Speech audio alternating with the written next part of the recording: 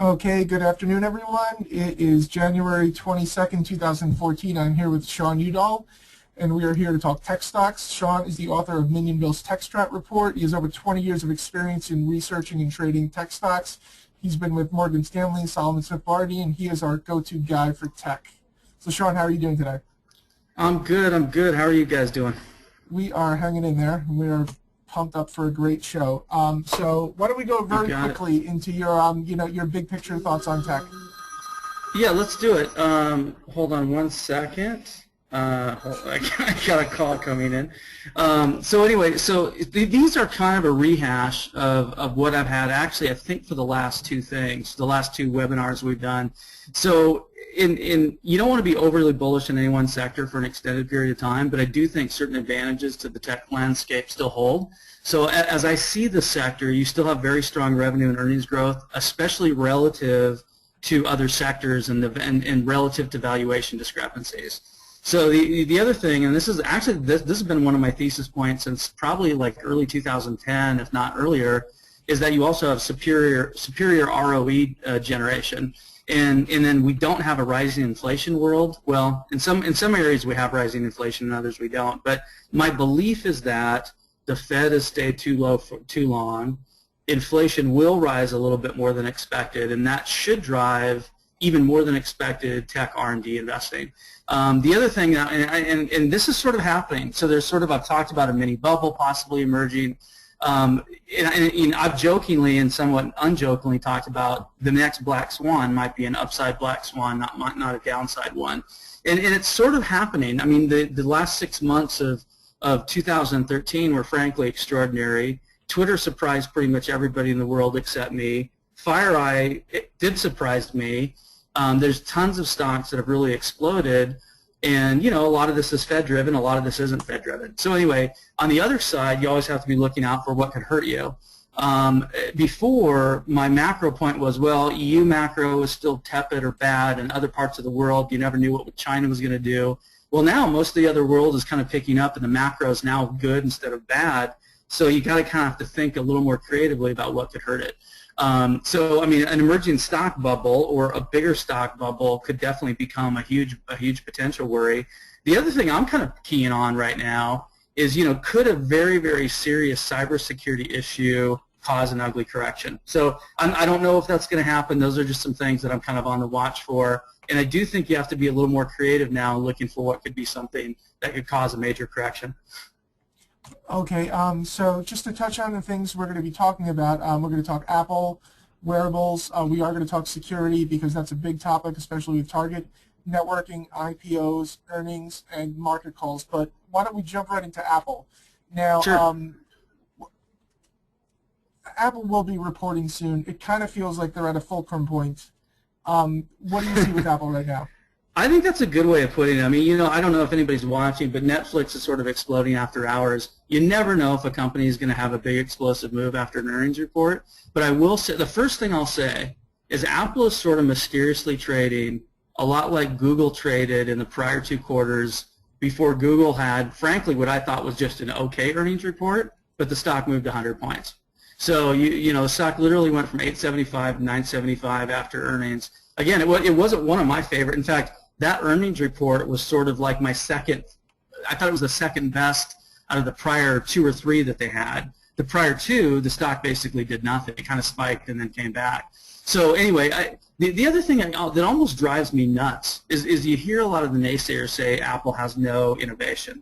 And really, if you look at the smartphone industry, with any sort of validity in the last 4 or 5 years, the only true innovator has really been Apple. I mean, there has been some outside innovation, but like the great disruptor is back in my view. You've got 64-bit, you've got Touch ID. Nobody really appreciates how efficient the iOS coding is. And then the other thing that's going to happen, I mean, this security issue and the Target security breach and all these other things. Apple has a huge advantage in security, and something like that can end up really benefiting them. And maybe Apple's going to make a bigger push into security. So the other thing I'm not going to spend too much time on, I think I had written months and months ago, and this almost might be a year ago now, where I said there's going to be a massive shift in market share. And I was very, very early on the Android market share take. In fact, I wrote when it was about 6% share, I said Android was going to exceed 70% share globally, and that's exactly what happened. And then about a year ago, I started saying, I think Android shares peaked, iOS shares coming back, and it's basically happening. And the beauty is we don't have the big screen iPhone yet. So a ton of market share, in my view, is directly related to the fact that Android made a lot of big screen phones. And for 2 years, I was an Android phone user. So I think people are underestimating the impact when you finally get a 4.7-inch or a 5-inch or a 5.5-inch iPhone in people's hands, how few Android phones might actually be sold. So I think the market share move is already happening, and I think the bigger move is going to happen when you have the big screen phone. And then I have some thesis points. People really need to subscribe if they want to know about what really game-changing technologies could happen with Apple. But things like the digital marketplace revenue stream, Apple has not tapped that at all. And there's tons and tons of research that shows how much market share and how much usage comes from iOS devices. So really, it's Apple's responsibility to figure out how to turn on the revenue spigot from digital revenue streams. But I think that's going to be the next growth story for Apple. Past the big iPhone and past maybe the TV, the real high margin revenues are going to come from the digital marketplace. Okay, now let me ask you a related question. You touched on smartphones, and I think we kind of all agree that Apple's back in the driver's seat, but what do you see with iPads? Because iPads have been a little slow the last few quarters. iPad Air looks spectacular from a product standpoint. So do you think there's upside potential on the iPad side? I do. In fact, you and I were kind of talking about this pre-webinar. I think, to me it's sort of incredulous that people would think that the iPad could be a worry point for this coming quarter. To me, the iPad Air is, it's not quite as big of a leap sort of from the iPhone 5S. I was unimpressed with the prior two iPhone versions, and the 5S won me back. The iPad Air is a pretty big improvement. You do have the 64-bit carriage under it. You don't have Touch ID, but I think you will. The whole thing that's going to happen with iPad is you're going to get a convergence between how good an Apple laptop is and how good the iPad is. And at some point, Apple's going to kind of marry those two benefits. And we haven't seen that yet, but I think that's going to happen. But I kind of think it's incredulous that people are actually kind of worried about iPad numbers. I'm not. In fact, I'd go so far to say, if Apple has a huge quarter, which I think is going to be big, but let's say they beat by more than 50 cents. Let's say they beat by 75 or a buck or $1.50. I think a lot of the beat is going to be attributable to excess iPad, not so much excess everybody knows the iPhone numbers are going to be huge.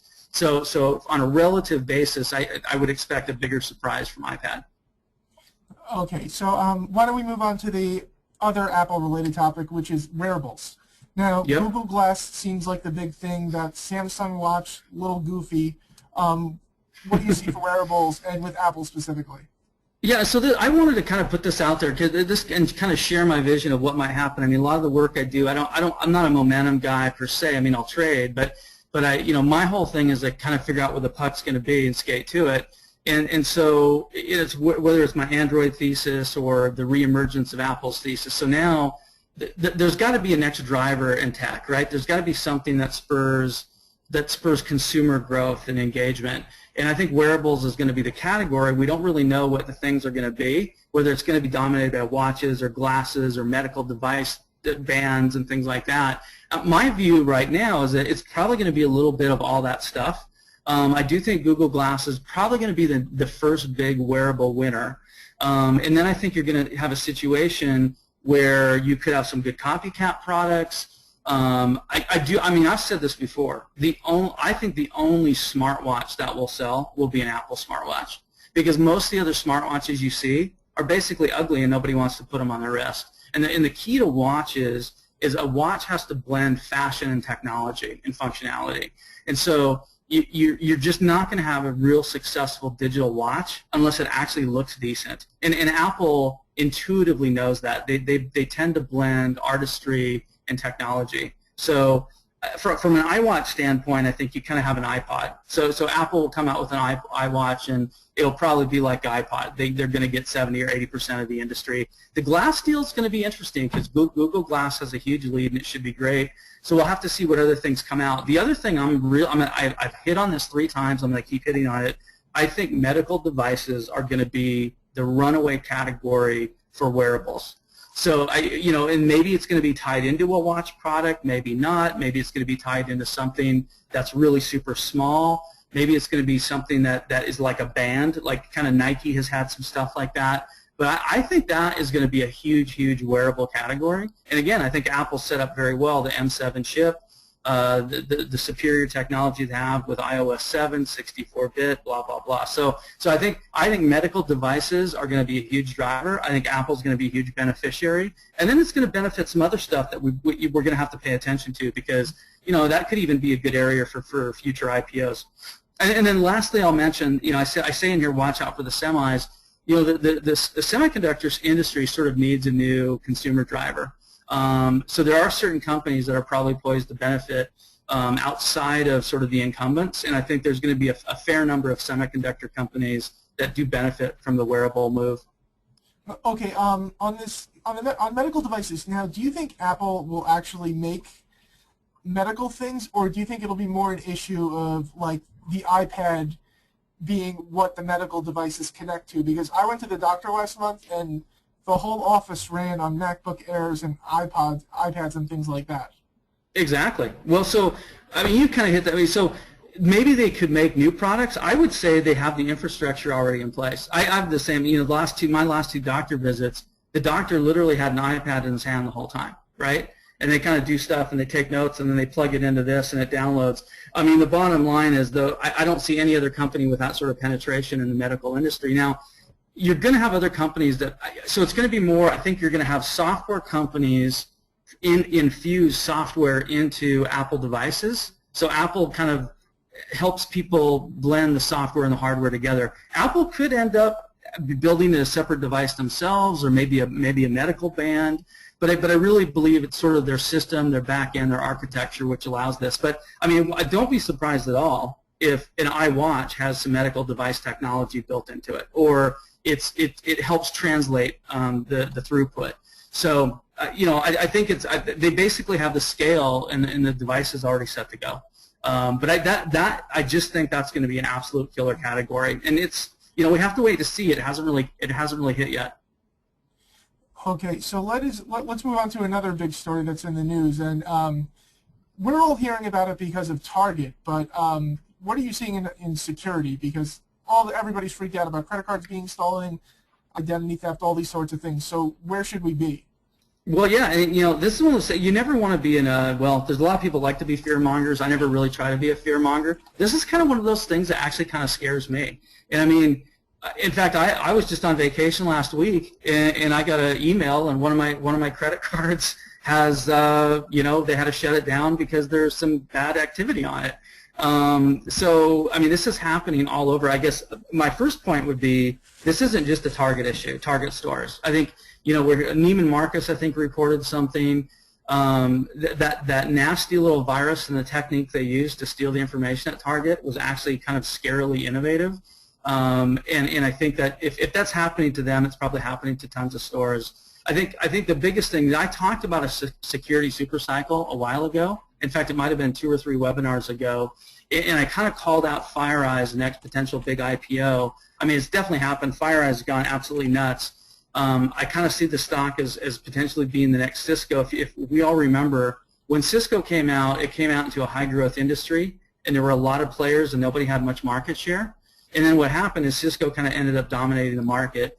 And FireEye kind of did the same thing. They've come out. They've got a better platform. They have massive, massive engagement from the corporate standpoint. So it's sort of like what's happening with Workday and the difference between Workday and Oracle. Basically, all the buying interest is moving to Workday. So on that's on that side. On the security side, a ton of the buying interest is moving to FireEye.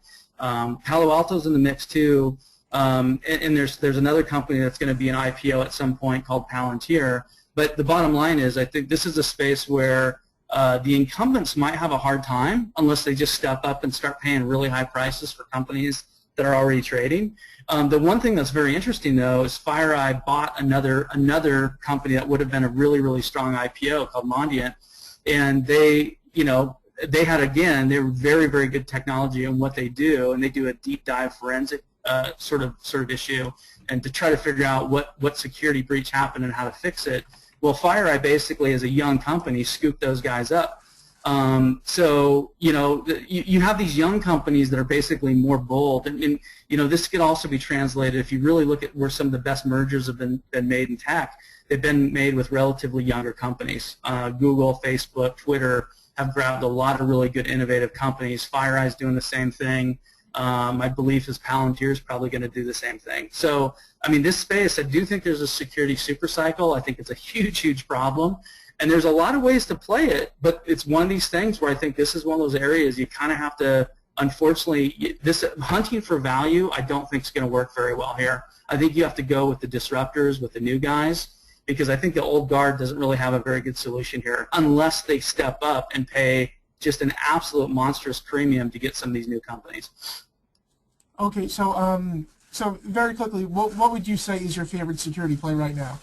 It's still FireEye. So even though FireEye's doubled from the kind of the low to mid 30s where I really liked it, I basically think the stock could. I think it's going to trade at par, and it might even double again from where it is right here. Now it was so much easier to be bullish on it at 35 than 75. The difference though is now people sort of believe the story. There's a huge growth runway.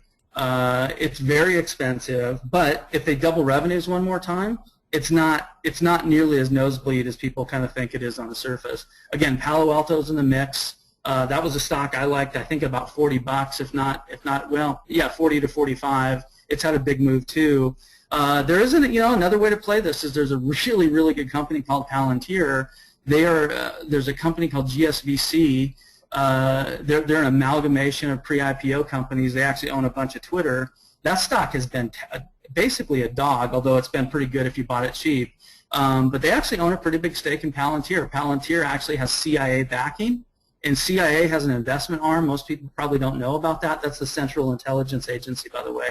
So the CIA has an investment arm. They're actually both a customer and an investor in Palantir. So I think between FireEye and Palantir, they're going to make life very, very difficult for the incumbents. So, I think you got to kind of play this with the new names, and then, maybe you can try the old guys, the old guard, if they get cheap enough, or if they make a good deal. Okay. Just to remind the audience, you can send in questions. We have a rapidly growing list of questions for Sean for the Q&A, but if you have something, send it in. So why don't we move on to the deal-making space and M&A specifically. Now, do you see any specific deals on the horizon? Well, I mean, here's a funny one. Okay, so Elliott investors came out and they said they were going to buy Riverbed for $19. I mean, I think anybody out there, if they could put the money together, would love to be able to buy Riverbed for $19. So I mean, that's a name that's basically in play. But that value, either the deal's going to get denied or somebody else is going to have to come along and pay a much bigger premium. So we'll see if Riverbed gets bought. I would be shocked if I think they're going to try to stay solo for a while, and they probably should. But if they do, I mean, that name could be interesting because if somebody wants to buy them, they probably got to pay at least 20 or 30% above that $19 bid. So there's one. If you want an arbitrage play, there's a good potential one. As far as other names, I mean, you've probably known. I mean, a lot of the names that I kind of identify as value plays. What happens is 6 months, 9 months, 12 months later, there tends to be a fair amount of M&A activity. I don't even have a good list on top of my head because so many of my names have been either bought out or have had buyout interest in the past. Acme Packet comes to mind last year. But I think there's three areas. Again, there's got to be some deals in security. I don't know exactly where they're going to happen, but they almost have to occur because the old guys have to buy technology, or they have to do something so they can streamline and save a lot of money and then develop the technology, right? So then the other area, software is just anytime you get a big bull market, software is always a really strong space for M&A. And then there again, you have a lot of really interesting new guard technology, whether it's big data, whether it's CRM, whether it's workflow management, whether it's business intelligence. So you have all these different areas, and the new companies are expensive, but they have growth. The old companies have very low growth. So it's just one of these situations where you're going to get a lot of M&A. And then one area where I've actually predicted we would get M&A, and there hasn't really been a ton, is the networking space. So, I mean, I think Juniper basically has to do a deal. They haven't pulled the trigger on one in quite a while. But I would be very surprised if Juniper doesn't do a deal. I've talked about Ciena. I mean, I don't want Ciena to get bought out. In fact, I want Ciena to stay a solo company for a long time. I think the stock can move a lot more. But there again, they're one of these areas that has really strong growth and probably sustainable growth. And they have a technology that not too many other people have. So, you know, it's just an interesting situation. And I think that, you know, if you look at what happened to Micron, or you look at what happened with Western Digital or Seagate, it's like a railroad play. Once you went from 10 railroads or 15 railroads down to 2 or 3, they all started making a ton of money. And so the same thing with the DRAM industry, DRAM. Micron, once they got down to where there's Micron and 2 or 3 other names, all of a sudden they're making a lot of money. And I think the networkers probably can see that, or they should be able to. And if that space could consolidate, that group would finally have pricing power. And they frankly haven't had pricing power since like the late 90s, if not the 2000. So, you know, that's a space that we could see some pretty good potential. And so I'm always on, again, I'm always writing about, I'm always looking for potential things in that space. You know, there's really not, I mean, we could have a whole, you know, we could have a whole webinar on potential M&A deals in networking and security. Okay, so let's move on to IPOs. Now, Twitter, probably I would say the most successful IPO of this bull market. Does that change the game for, you know, these hot private companies like Square and Palantir? I think it does. I mean, I think what it does is it creates a sense of urgency for those other companies, because these guys aren't fools, and then the biggest, smartest money that's invested in them, they know when it's a good environment to monetize, right? So if Twitter hadn't been nearly as successful, Square, Palantir, Dropbox, they could sit back and say, hey, it's kind of a smart thing to stay private. Whereas, in fact, that's what a lot of people thought when Facebook IPO'd and basically collapsed. That actually put off or delayed a fair amount of deals for probably anywhere from 6 months to maybe even 12 months. So the fact that Twitter's done so well, the fact that I actually think one of the things that's a huge deal is Facebook has gone so haywire off of lows. That's been a huge benefit. So anyway, I mean, it's funny, you know, you could say Twitter's the most successful IPO. I would actually say Splunk or FireEye have been as successful, if not more. But Twitter's been very, very good, especially for the size of the market cap that they garner. So anyway, we'll see. I mean, I think Square is going to be huge. In fact, one of the reasons I've been liking eBay, and I'm really surprised eBay's up $4 after hours, but I thought eBay was going to kind of be a longer-term play and something I could kind of build and accumulate for a while before it sort of exploded later this year. But Square should highlight the value of PayPal. I think Square is going to be out of the 3 that I have listed there: Square, Palantir, Dropbox. I would probably say Square is going to have the most initial success. I think out of these 3 companies, the one that might do the best long term would probably be Palantir. And Dropbox is hard to call. Dropbox already has this they have a very, very strong valuation. I think they're being valued at about $8 billion right now. And the difficult thing with Dropbox is they're hard to comp. And by that I mean they really compete against other divisions of companies. So Dropbox competes with Google and Google's Drive. Well, we don't know what the value of Google Drive is, right? Dropbox also competes with a small piece of Amazon. Well, that piece of Amazon isn't a public company, right? But anyway, I do think it's going to be a good deal if and when it comes. And I think if those 3 deals come in 2014, they'll probably be the 3 best deals of 2014. At least in the tech space. You never know if some biotech IPO comes out and goes up 10 or 20 fold. Okay, so let's move on to earnings season. You just talked about eBay. Now I want to get to my favorite topic, which is Twitter. So I want to read you some statistics and tell me what you think. We've been looking at analyst ratings. Facebook has 0 sells, LinkedIn has 0 sells, and Twitter has 11 sell ratings. Now, what do you think of that heading into earnings? I think that's lunacy. I think that, well, first of all, again, we don't want to overly toot my own horn. I think I am going to say, and I don't mind saying, I mean, literally, Twitter was almost universally hated when it came out. I was like the only guy in the world. Now everybody says they love Twitter now, but I mean, I remember the venom. I mean, there was sheer venom with the name, and everybody thought it was kind of going to do a Facebook and crash. I said, you know, I was going to buy it the first day, and I did. And I didn't think it was going to do a Facebook. I thought it was going to do 180 degrees of Facebook, and it did. And I think that if you think about that, and you think about what's going to happen, again, the fact that there's still venom. There's all these sell ratings that you talked about. People still hate the name. They still think it's overvalued. And the biggest thing I can say is, if you go all the way back and you pull up articles of Google, everybody thinks Google was universally loved, and that's just not true. There was a lot of venom with Google. A lot of people thought, oh, it's stupid to buy Google. You should buy Yahoo. How is Google garnering 25 to 35 times sales as this young company, blah, blah, blah. It's sort of eerie, the similarities between Twitter and Google. So, yeah, I don't really like LinkedIn. I don't. To me, Twitter is a way cheaper company on a growth valuation metric than LinkedIn. Facebook, I loved when it was. We all know how much I love Facebook and was pounding the table on it. Well, at 58 to 60 bucks, I don't like it nearly as much as I did at 30 and below. And I really liked it at 22. This is all written up. I mean, I basically said I was going to take most of my Facebook money and move it into Twitter, and that's exactly what I did. And that's done very, very well. So I kind of think Facebook can do well for a while. I think their days are somewhat numbered from a growth perspective.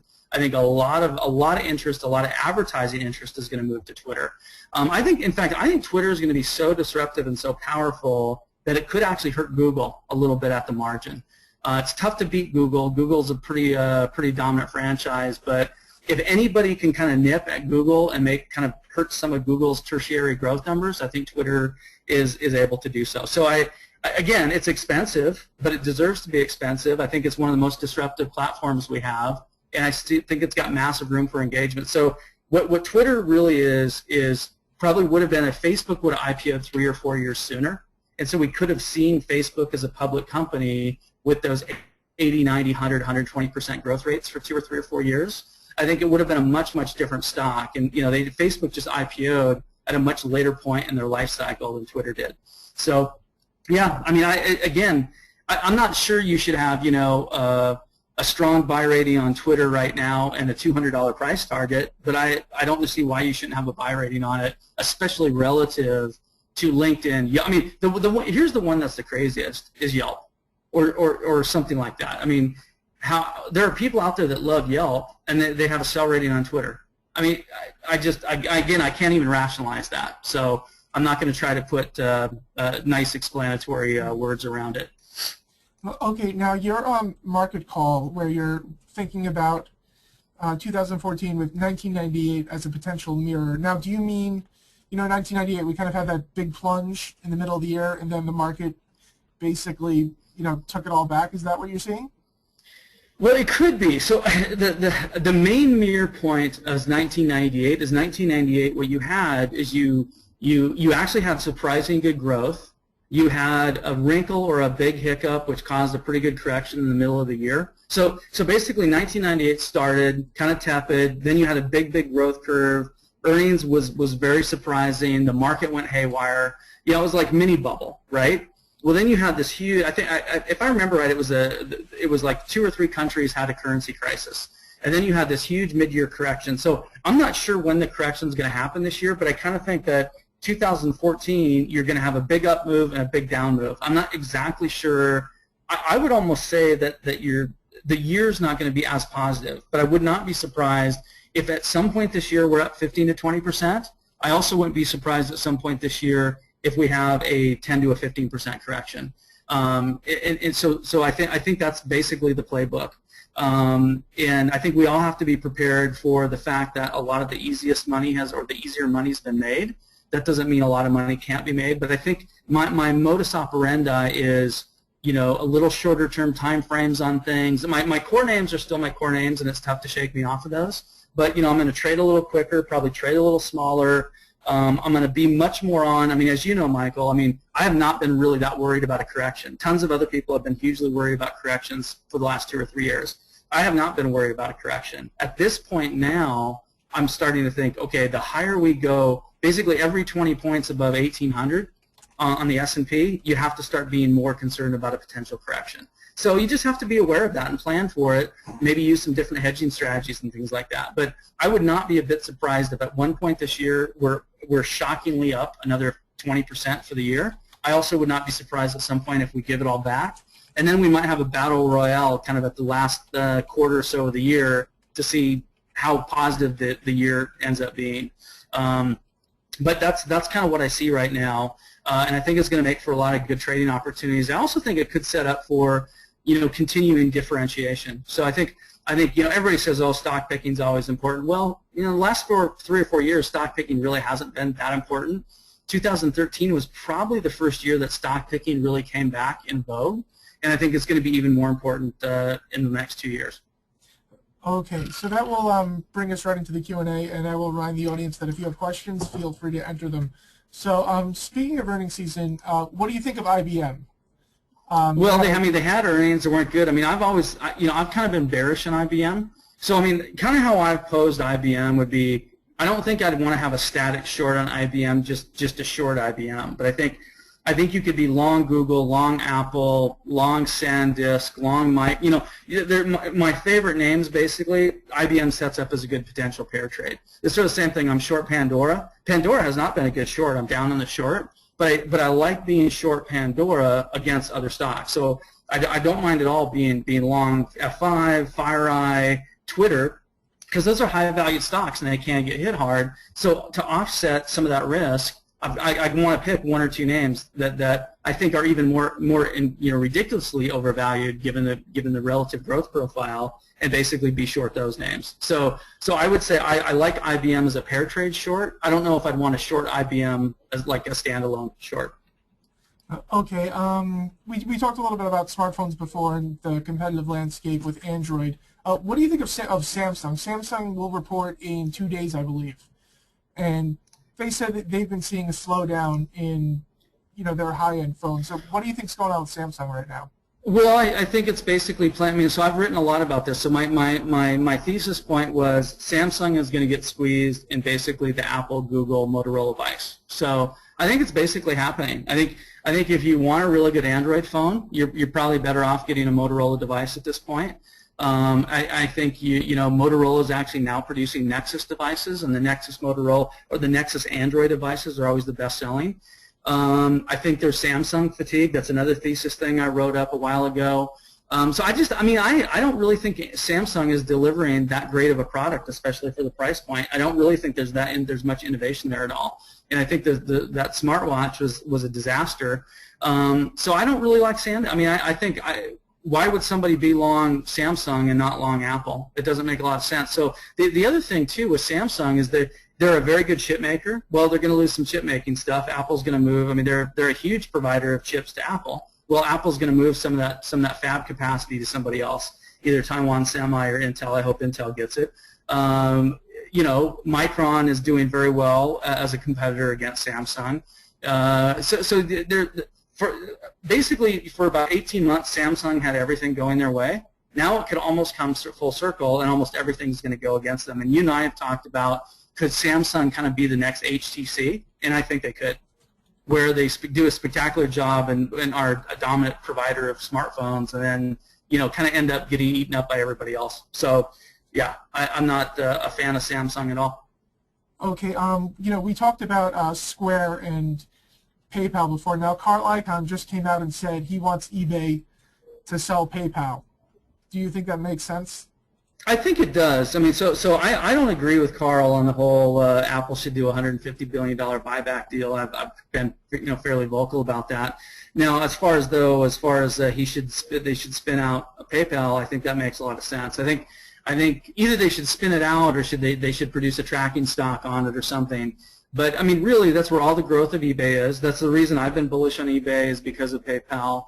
I do think Square. So if a Square IPO comes out, it will definitely highlight the intrinsic value of PayPal that resides inside of eBay. So I think that PayPal is the main reason to own eBay, and I think eBay is quite undervalued actually. And even eBay's core business is okay, but the gem is PayPal. So if he's saying that they should spin it out, that would be a case where I agree with him. Okay. No. By the way, if they do that, I think eBay is instantly like a $75 stock. Okay. Now, do you think Fusion IO is a takeover target? It is, but you know, it's one of the we cannot escape the webinar without a Fusion IO question. So hey, in full disclosure, I have totally missed that stock, and I do think they're a takeout candidate. I don't quite know what the price level is. I do think it would be a pretty sizable premium to what we're seeing here. I'd say at least 40–50%. But hey, I mean, I like the stock between, you know, in the low to mid 20s. So even if they get taken out at 15 to 17, I still have a loser in my sheets. So we'll see what happens. I mean, the funny thing about Fusion is they still have good technology, and if it's more, I think they just have to get to the point where they're focusing on their technology and they're getting their sales growth going again. And you know, it could be surprising, but they're definitely a takeout play at where they are. I mean, most of the competitors of them have already been bought out. And they were inferior companies to Fusion. So Step got taken out, and a couple other companies got taken out. So you know, it's just a matter of I mean, Fusion in the past has had obviously some offers which they refused, which nowadays they probably hugely regret. So we'll see what happens. I mean, you know, I'll be glad if it ever gets back above 22. That'll be a huge moral victory. Okay. A few months ago, you put in $888 price target on Apple. Now, yeah. Does that still hold? And what time frame are you thinking? Yeah, I mean, when I put that out, I was thinking, you know, probably about 18 months, because I think I had sort of like the mid to high 700s for a 12-month target. And so, I mean, if anything, I actually would probably increase that target. So if I purely look at Apple from an intellectual valuation exercise, I mean, that 888 target was not much of a reach. It was only 12 times a relatively conservative earnings number. I think maybe 50 or 55 bucks a share plus net cash, and I think I was using net cash of about $170 billion, which I think was about a 3 or 4 quarter number from now. So my net cash number could end up being low. My earnings number could end up being low. If somehow the valuation of Apple ever got above single digits, that could end up being low. So yeah, I mean, I think that's a good target for now, and especially for a year or two away. But if anything, there's probably some conservatism built into it. So we'll have to see what happens. I mean, there's a couple thesis things that I think Apple could do, which would literally shake the foundation of the disbelievers in Apple. So, you know, if you started seeing a major, so like if you think about what happened to Google, at the end of the day, people didn't believe that Google would monetize mobile traffic. So same thing with Facebook. Well, Google proved over a number of quarters, Google proved that thesis wrong. It's sort of like nobody believes two things. Nobody believes that the $150 billion of cash that Apple has is actually worth anything. That's crazy. There is so much optionality in that $150 billion. They could M&A $50 billion and buy a ton of growth. So there's so much. I mean, interest rates could rise 300 or 400, 500 basis points, and all of a sudden that's a huge earnings stream that nobody has built into their model. So nobody believes the cash is worth anything. The other thing, nobody really believes that Apple can make digital revenues. Well, they're already making quite a few of them, and if they could just start increasing their digital payment streams and digital revenue streams by 30, 40%, and all of a sudden that went from being a couple billion a quarter to more like 4, 5, 10, I mean, that could be a monstrous revenue stream. So, you know, we'll see. I mean, what would Apple be valued at if they had a PE of 17 times plus cash? It'd be a crazy number. So again, I think 888 is actually relatively conservative, but something has to change to get people to get off this. Apple's only worth the average of the hardware sector, which is like 8 times, and that's just, again, that's lunacy for a stock that consistently does 36 to 38% margins over the industry, which basically doesn't have margins. Okay. Next question is on Yahoo. Now, I'll modify the question. The question is basically asking what you think. I'd say, do you think Yahoo has a reasonable chance of generating, say, 10% annual revenue growth anytime soon? Because you mean out of their organic core business? Yeah, I mean, because it feels like Alibaba and Yahoo Japan are the story with the stock price. But do you think that business really grows?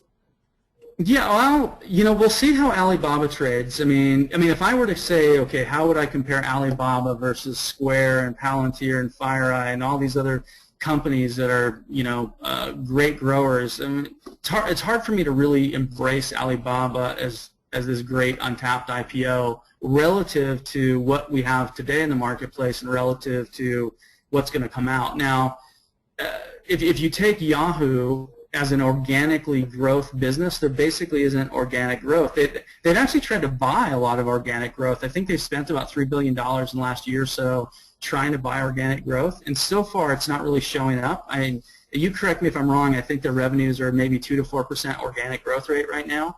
That's not very good for spending quite a bit of balance sheet capital.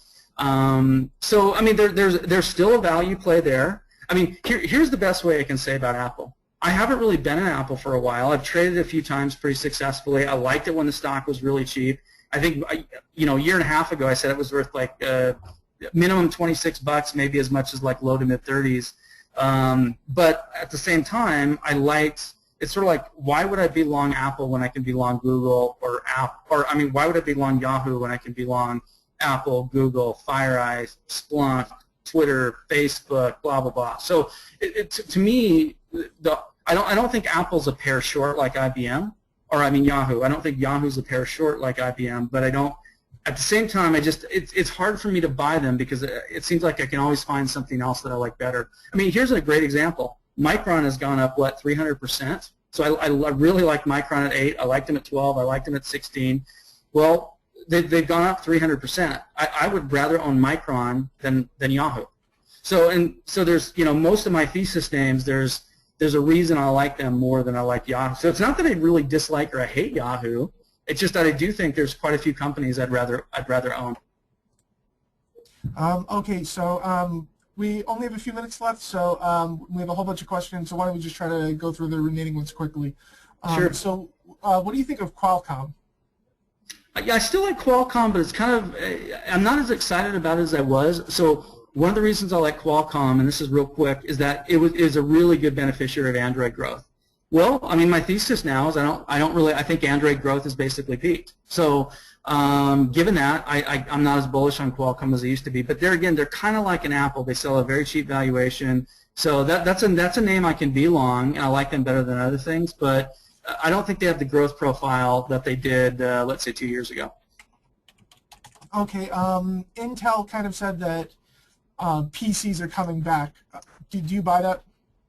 I don't know if I believe PCs are coming back, but I like Intel. And so the lower Intel goes, the more I like it. I actually think Intel could be like, of all the old tech guys, so Cisco, Oracle, Intel, Microsoft, quite a few others, Intel would probably be my favorite of all of them right now. So I'm not actively building Intel, but I'm going to. And I actually think Intel could be worth like 35 to 40 bucks. So that whole thing is predicated on Intel getting a lot of fabrication business, which I believe they're the best in the world at. And I think that's going to be the next growth story for Intel. So I'm not sure PCs are really doing that well, but I think Intel is going to find a way to basically monetize the assets and the technology advantage that they have. Stock's very, very undervalued. Okay. Do you think Windows Phone will have any significant market share by next year? No. Okay. That was mean. All right. What do you think of Symantec? Well, that's that old guard security deal. So I would like them a lot more if they just stepped up and overpaid for somebody. But yeah, I like my security plays a lot more than Symantec. Okay. How about Rackspace? Ticker RAX for people out there. Now, I didn't mention that. I think Rackspace is a good potential buyout target. Another one would be MLNX, MLNX. But I only own a small position in Racks right now. Okay, Netflix just blew it out on earnings. Do you have any thoughts? Yeah, I mean, I've kind of been wrong on Netflix. Although my whole thesis on Netflix is bad. There again, okay, so if you value other companies growing similar to Netflix and you value them like Netflix, you kind of get these ridiculous. I mean, Apple would be like a $20,000 stock if you valued it like Netflix, and so you know, I'm not. Netflix is doing some really great things, but I can't really touch them, and I hope they go up like 100, 140 bucks, and maybe they'll be a good short for me again. But you know, I've kind of been wrong on Netflix from a trading standpoint, but I haven't lost much money on it, if really anything. It's hard for me to go there on a valuation matrix. Okay, so we are out of time right now, so we will just go through one last question, which is, what do you think of AMD? Again, you know, I would rather be. I mean, if Intel was 40 or 50 bucks and AMD was right here, and maybe there's a chance you should buy them. But with Intel as cheap as it is, my view is buy Intel and don't mess around with AMD. Okay, that will wrap us up. Folks, if you'd like to email a question, you can send it to the email address you see on the screen, and we will get it to Sean. Sean, thank you very much for your time, and folks, thanks for attending. Thanks, guys. Thanks again, and we'll see you in a quarter.